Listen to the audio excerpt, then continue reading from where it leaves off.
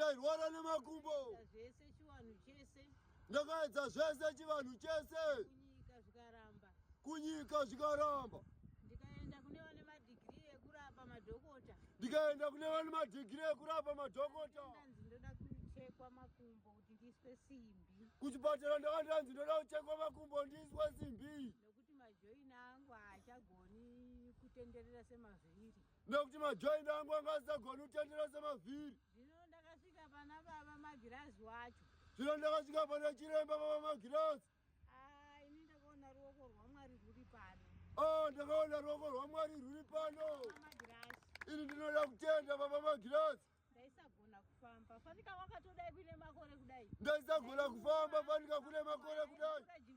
katimere njerinoyi ndasvika mukati merenjerino chedzimai kore wakanditaurira sandapinda mumazowe vakati ndaona dambudziko rako asi ndinokubatsira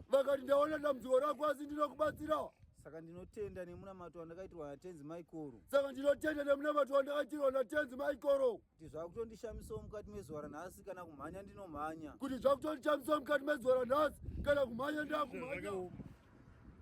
ini dambudziko rangu ranga rakaoma pandiri nderekuti ndanga ndakazvimba nhengo yakavanzika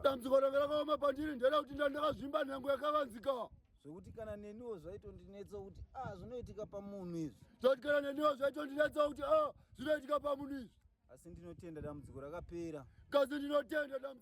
kutendawo ndakauya panapa ndisingaoni ini ndoda kutendawo ndakauya panapa ndisingaoni ndakabatsirwawo namadzibaba ndakasvika pakuona pandakabatsirwawo nechiremba ndakasvika pakuona nhasi ndokutendawo madzibaba vakandibatsira nanhasi ndokutendawo ishe vakandibatsira